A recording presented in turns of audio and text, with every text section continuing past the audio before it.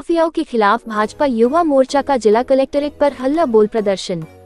अलीगढ़ के जिला कलेक्ट्रेट पर भूमाफियाओं के खिलाफ भारतीय जनता पार्टी युवा मोर्चा के पूर्व जिलाध्यक्ष मुकेश लोधी के नेतृत्व में सैकड़ों कार्यकर्ताओं व किसानों ने विरोध प्रदर्शन किया व मांगों को लेकर एक ज्ञापन एडीएम सिटी अमित कुमार भट्ट को सौंपा।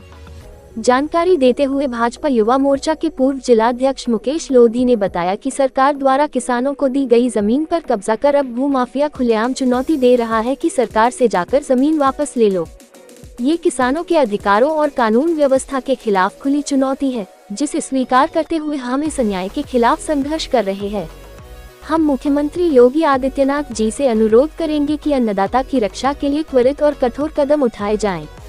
अगर गरीब किसानों की जमीन को भूमाफियाओं से कब्जा मुक्त नहीं कराया गया तो जिले के किसान भारी संख्या में एकता होकर ईंट का जवाब पत्थर से देने का काम करेंगे। उद्देश्य है कि राजकुमार किसान है जिसकी जमीन यागुतपुर में आती है, उसकी जमीन पर एक शहर का जाना माना अब उसका नकाब खुल चुका है कि वो गरीबों की जमीन हड़पता है। इससे साफ जाहिर हो रहा है कि भूमाफिया शहर का जाना माना प्रवीण मंगला, उसका साथी विमल अग्रवाल, उसके साथ एक सरकारी गनर रहता है जिसका उपयोग कर वो किसानों की जमीन को हड़पने का कार्य करता है। उसका लड़का सागर मंगला और एक कमाल अख्तर नाम के ये लोग व्यक्ति हैं, ये किसान की जमीन को घेरने का कार्य करते हैं।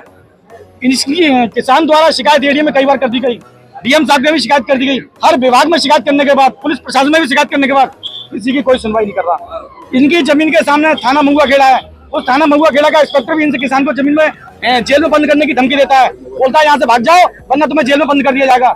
सरकारी गनर का फायदा उठाते हुए प्रवीण मंगला जी इसको जेल में बंद करने की धमकी देते हैं और इसे जमीन पर आने से रोकते हैं। मेरी सीधी सी एक मांग है, योगी सरकार में रामराज्य स्थापित कर रहे हैं, यहाँ किसानों के हित के लिए योगी जी हर प्रयास कार्य कर रहे हैं। जहाँ योगी जी की छवि को धूमिल करने का काम प्रवीण मंगला अपनी दबंगई से कर रहा है, एडीए के द्वारा 2-3 बार नोटिस जाने के बाद भी लगातार वहाँ काम कर रहा है और सारे एडीए विभाग के सारे अधिकारी को धमकाने का काम कर रहा है और पुलिस विभाग को भी धमकाता है कि यहाँ आने की जरूरत नहीं है और ना कोई कार्रवाई करने की जरूरत है। अगर करना है तो किसान से कीजिए, किसान कोर्ट में जाए, जबकि किसान को सरकार के द्वारा दी हुई जमीन है उसको हड़पने का काम कर रहा है।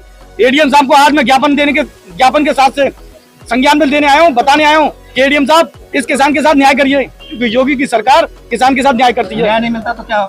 अगर 27 तारीख तक अगर किसान को न्याय नहीं मिला तो मैं कलेक्ट्रेट के सामने अपनी आवाज को योगी जी तक पहुंचाने के लिए धरने के लिए पात्र रहूंगा। आज अपनी सरकार में खुद ही मांग कर रहे हैं, किसान को इंसाफ नहीं मिल रहा है तो कैसे मानते? देखिए ऐसा है, जब तक कोई आवाज ऊपर तक नहीं पहुंचती, उसने अपने पैसे के बल पर प्रवीण मंगला ने यहाँ के सारे सिस्टम को खरीद लिया है। उसने तहसील विभाग को भी खरीद लिया है, उसने एडीए विभाग को भी खरीद लिया है और हो सकता है पता नहीं किस किस विभाग को खरीद सकता है।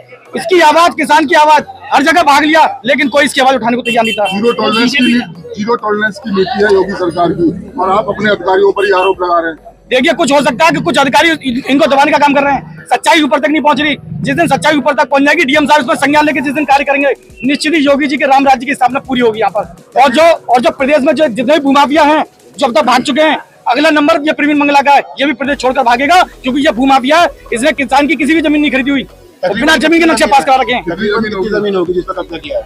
इस किसान की जमीन 6 बीघा के लगभग जमीन है, ना जाने ऐसी कितनी जमीन है जिनको उसने बिना खरीदे बिना स्वामित्व स्थापित किए एडीए से फर्जी तरीके से नक्शा पास कराकर उसने कॉलोनी बना दी है।